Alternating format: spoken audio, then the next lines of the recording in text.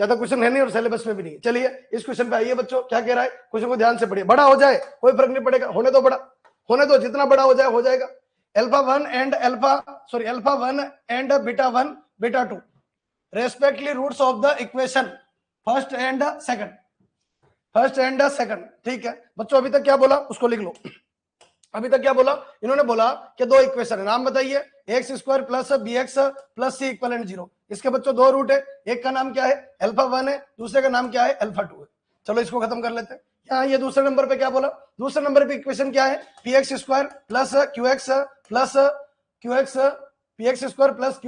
Plus R equivalent 0। और इसके जो रूट है ना वो कितने हैं बच्चों, बेटा 1 एंड बेटा 2। समझ में इस क्वेश्चन को, बड़ा लंबा चौड़ा क्वेश्चन है, आजकल यही फैशन चल रहा है, बड़ा सा लंबा चौड़ा क्वेश्चन आएगा, लेवल नहीं होगा, बस ये ध्यान रखना। तो बड़ा देख के डरना नहीं, बस फॉर्मेट में ध्यान देना। बोलो ये फॉर्मेट समझ में आ गया, हिंदी मीडियम वाले देख लीजिए। यदि अल्फा 1 अल्फा 2 बीटा 1 बीटा 2 क्रमशः समीकरण फर्स्ट तथा सेकंड के मूल है, बोलो इस समीकरण के मूल ये है, इस समीकरण के मूल ये है, बस इसके अलावा कोई बड़ी बात नहीं बोली। अब चलिए आगे बढ़ाते हैं। बोलो आगे क्या बोला, इसको थोड़ा सा मैं कलर ही बदल रहा हूं, सेट करना। The system of equation first and second have a non zero solution. अब ये बात अपन को पता नहीं बच्चों, ये बात अपन को पता नहीं, ये जो बात बोली है ना इक्वेशन आपके क्वाड्रेटिक इक्वेशन से थोड़ी सी हटके, क्वाड्रेटिक इक्वेशन से थोड़ी सी हटके बात बोल रहा है फॉर्मेट के अंदर। क्या कह रहा है, बोलो ये कह रहा है कि ये जो समीकरण दे रखे हैं, कौन सा, अल्फा 1 वाई अल्फा 2 जेड और बीटा 1 वाई बीटा 2 जेड बराबर 0 का एक अशून्य हल होगा, एक अशून्य हल होगा।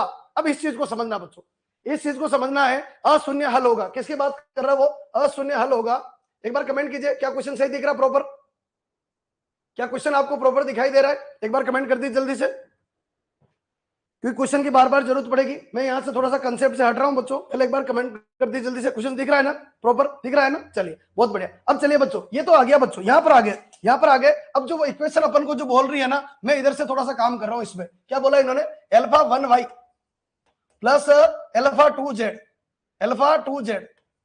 बच्चों एक्स रिजर्व है, ध्यान रखना, एक्स रिजर्व है, एक्स देखो यहां पर भी रिजर्व है, एक्स आपका यहां पर भी रिजर्व है। तो यहां इन्होंने क्या कर दिया, वाई और जेड ले लिया, क्या ले लिया, वाई और जेड वाला कंसेप्ट ले लिया। अच्छा दूसरा क्या बोला, दूसरी इक्वेशन क्या है, दूसरी इक्वेशन देखिए, बीटा 1 वाई और प्लस कितना बच्चों, बीटा 2 जेड। अच्छा एक चीज और, ज्यादा कुछ समझ में तो नहीं आया, पर इतना समझ में जरूर आ गया होगा कि अल्फा 1 अल्फा 2 यहां से ले रहा है, बीटा 1 बीटा 2 यहां से ले रहा है, और उसको वाई जेड के अंदर मिक्स कर रहा है।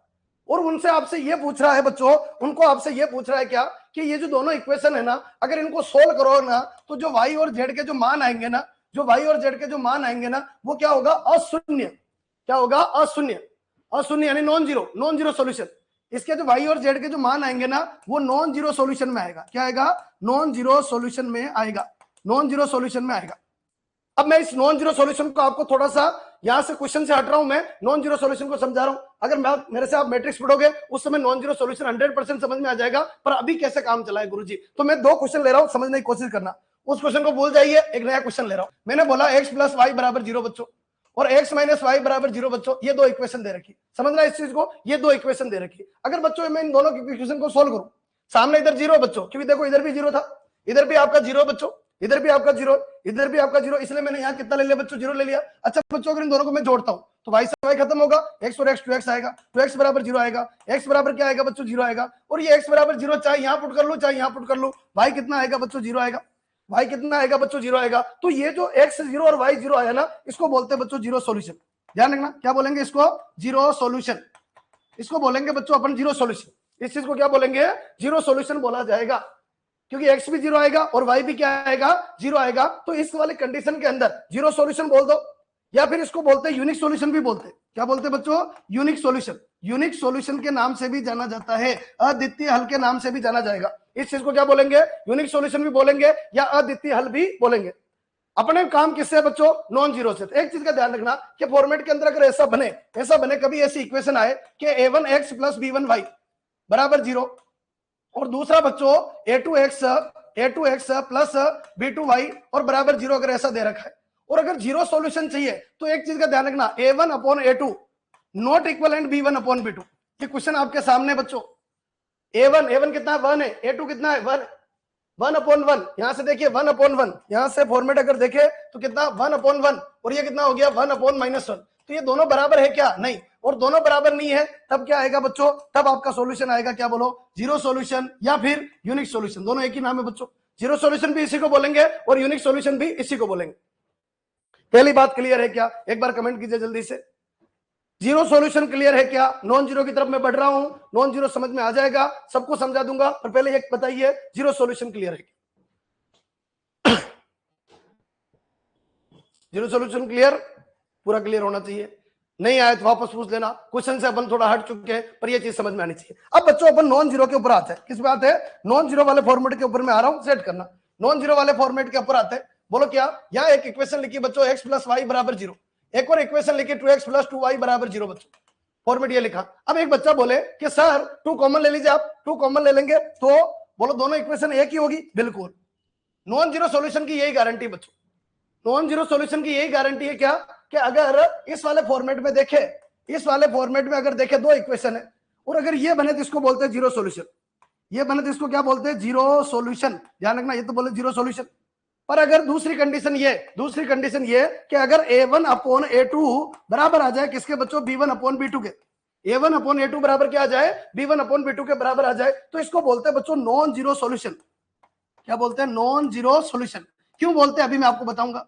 इसको क्या बोलेंगे बच्चों? Non zero solution. Non zero solution, अशून्य हल। क्या बोलेंगे? अशून्य हल। अशून्य हल के नाम से जाना जाएगा। ये फॉर्मेट ध्यान रखना, ये कंडीशन इसके अंदर बनेगी। तो यहां अगर देखें अपन बच्चों तो 1/2 बराबर 1/2। अब इन दोनों इक्वेशन को सोल्व नहीं कर सकते। 1/2 बराबर 1/2 हो गया, ठीक है। किधर की तरफ मूव होगा? किधर की तरफ मूव होगा? नॉन जीरो सॉल्यूशन की तरफ मूव होगा।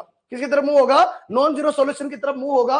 ध्यान रखना। पर बच्चों यहां सोल्व नहीं कर सकते, यहां सोल्व नहीं कर सकते। जैसे यहां इक्वेशन से फटाक से सोल्व कर लिया और x भी आ गया और y भी आ गया, पर यहां सोल्व नहीं कर पा रहे। क्यों? क्योंकि दोनों इक्वेशन एक ही है, अलग अलग नहीं है। तो फिर सर सोल्व कैसे करें? तो बच्चों यहां से दोनों इक्वेशन में से एक ही है, कोई सी भी एक आगे बढ़ा लो। ये लो, x बराबर क्या लिख दो बच्चों? y लिख दो। यहाँ y बराबर क्या मान लो?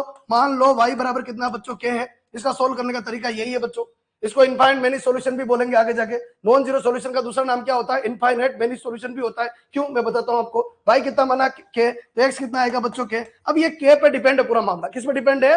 k के ऊपर पूरा डिपेंड है। जैसे अगर k की वैल्यू मैं 1 लूं बच्चों, k की वैल्यू अगर मैं 1 लेता हूं, k की वैल्यू 1 लूं, तो x भी कितना आएगा बच्चों? 1 आएगा, और y भी कितना आएगा? 1 आएगा। ये एक बंडल आ गया। अच्छा, k की वैल्यू अगर मैं 2 लेता हूं तो x भी कितना आएगा? 2 आएगा, और y भी कितना आएगा बच्चों? 2 आएगा। हाँ जी, गड़बड़ कर दी देखो। हाँ, थोड़ी सी गड़बड़ होगी देखो। यहाँ बोलो x बराबर क्या बनेगा? -y। बोलो y को क्या ले रहा हूं? k, तो x कितना आएगा? -k। अच्छा, तो बोलो सॉल्यूशन बदलेगा? बिल्कुल बदलेगा। अगर x की वैल्यू, सॉरी k की वैल्यू अगर 1 लूं, k की वैल्यू 1 लूं, तो x कितना आएगा बच्चों? x आएगा -1। x कितना आएगा? -1, और y कितना आएगा? 1। बोलो क्या कितना ले लिया? कितना ले लिया बच्चों? आपका 2 ले लिया। 2 ले लिया बच्चों, तो x कितना आएगा? x आपका आएगा बच्चों -2, और y कितना आएगा बच्चों? 2। ये एक बंडल आएगा। अच्छा, अगर k की वैल्यू क्या ले ले? k की वैल्यू अगर -1 ले ले बच्चों, तो x कितना आएगा? 1 आएगा, और y कितना आएगा बच्चों? -1 आएगा। x 1 आएगा और y कितना आएगा बच्चों? -1 आएगा। तो नॉन जीरो सॉल्यूशन का दूसरा नाम क्या है? दूसरा नाम है बच्चों इनफाइनाइट मेनी सॉल्यूशन। क्या नाम है? Infinite many solution. क्या नाम पड़ेगा? Infinite many solution. हाँ जी, थोड़ा सा फिसल रहा है, देखो देखो। Infinite many solution, infinite many solution. Comment कर दीजिए एक बार। जीरो सॉल्यूशन रिजर्व कैटेगरी का बंदा है, जीरो सॉल्यूशन रिजर्व कैटेगरी का, x भी जीरो और y भी जीरो। और यहाँ देखिए बहुत सारे बंडल आ गए। पहले ये बताइए, जीरो सॉल्यूशन और नॉन जीरो सॉल्यूशन क्लियर हुआ कि नहीं हुआ? पहले बात वो समझ में आनी चाहिए। वो क्वेश्चन तभी समझ में आएगा जब ये वाली कलाकारी समझ में आ जाए, पूरी कहानी समझ में आ जाए। जीरो सॉल्यूशन क्या चीज है, नॉन जीरो सॉल्यूशन क्या चीज है। जल्दी से एक बार कमेंट कर दो सब लोग, क्या ये क्लियर है क्या? और अगर ये क्लियर है फिर अपन उस क्वेश्चन के ऊपर वापस लौटते। उस क्वेश्चन में बिल्कुल भी दम नहीं है, उस क्वेश्चन में बिल्कुल भी दम नहीं है, पर बात ये कंसेप्ट तो क्लियर होना चाहिए। मैथमेटिक्स से बच्चों कंसेप्ट क्लियर हो तो पूरी कहानी बनेगी। मैंने पूरा बता दिया। जीरो सॉल्यूशन क्या होगा?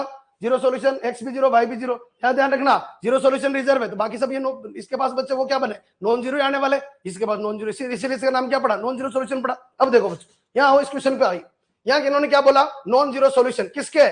y और z के।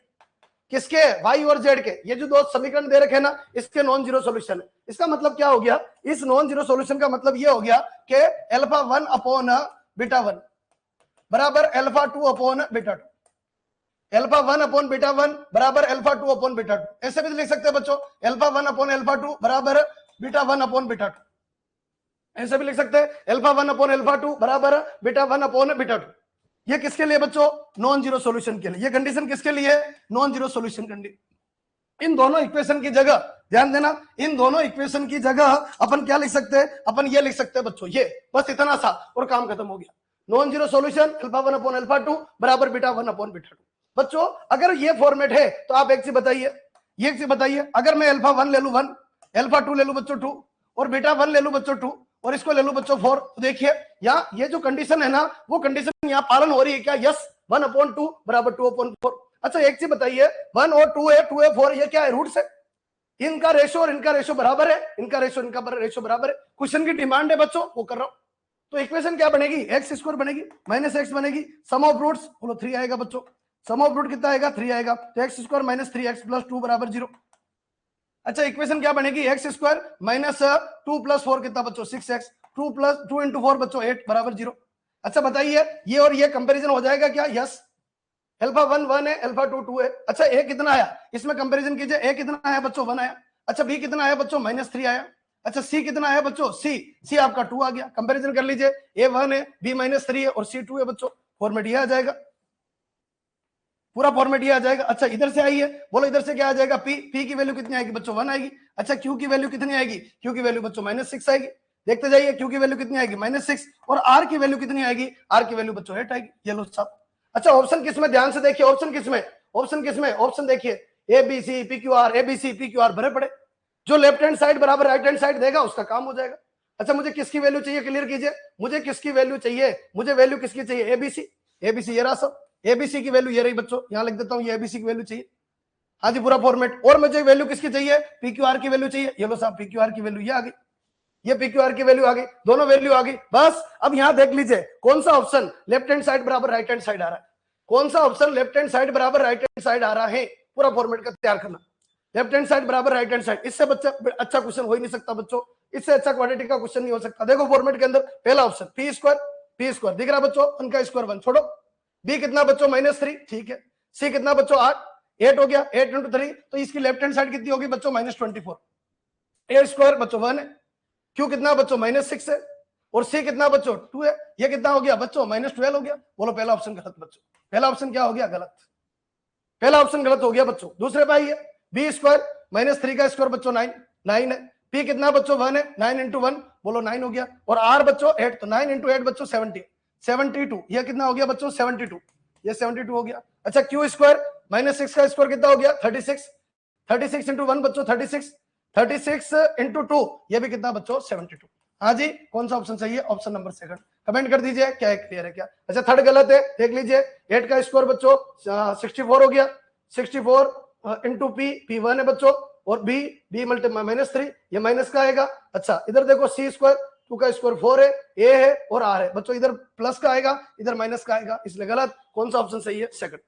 बहुत ही प्यारा क्वेश्चन है बच्चों, बहुत ही प्यारा क्वेश्चन है, दिमाग लगा लीजिए। कहां से मैं कहां गया हूं, कहां से मैं कहां गया हूं। अगर ध्यान रखना, पी है, क्यू है, आर है, ए है, बी है, सी है, एक्स है, वाई है, जेड है, ABC 3 constant, P Q R 3 constant, X Y Z 3 constant.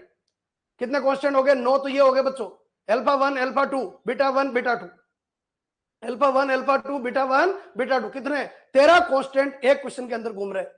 अगर उनको अगर आप वैल्यू में कन्वर्ट कर लेते हो, फिर एग्जाम में कोई सा भी क्वेश्चन आ जाए, एग्जाम में किसी भी तरीके का क्वेश्चन आ जाए ना, उसको आप करने लायक हो गए, ये मान के चलिए। दिमाग लगाइए आप कहां से कहां गया, ये वाली लोकेशन क्या है, ये वाली लोकेशन क्या है, पूरा फॉर्मेट जो है ना आपके रेंज में ले आए मैं। बस ये ध्यान रखना, क्या कंसेप्ट पता होना चाहिए। किसी को यही नहीं पता है, किसी को यही नहीं पता है क्या नॉन जीरो सॉल्यूशन क्या होते हैं, किसी को यही नहीं पता है जीरो सॉल्यूशन क्या होते हैं, तो कहानी आगे नहीं बढ़ेगी। सर सीट में इसका आंसर थर्ड दे रखा है, गलत है बच्चों, इसका आंसर सेकंड आएगा, है ना, गूगल पे और चेक कर लेना, इसका आंसर क्या आएगा? सेकंड आएगा। क्लियर है विवेक? इसका आंसर थर्ड को सेकंड कर लेना, इसका आंसर सेकंड आएगा। कंप्लीट सबके, कोई दिक्कत वाली बात नहीं है, क्योंकि अपन ने कुछ भी चेंज नहीं किया, जैसा जैसा इन्होंने बोला वैसे वैसे अपन ने काम किया, परफेक्ट आंसर आएगा। ठीक है, फिर भी अगर किसी को डाउट लगे तो गूगल कर लेना, ठीक है ना। क्वेश्चन लिया, फोटो खींचा, मैं ये जूम कर देता हूं, ये यहां से क्वेश्चन लिया और आपका फोटो खींच के उसमें डाल दो, आंसर परफेक्टली आ जाएगा। हाँ जी कंप्लीट है, चल रहा हूं मैं बच्चों आगे, अगले वाले क्वेश्चन पे चल रहा हूं। ये फॉर्मेट यहां से ले लेना, इंग्लिश मीडियम डाल दो, हिंदी मीडियम डाल दो, पूरा परफेक्ट है। चलिए बड़े बच्चों आगे नेक्स्ट क्वेश्चन पे आइए। अच्छा क्वेश्चन था ये वाला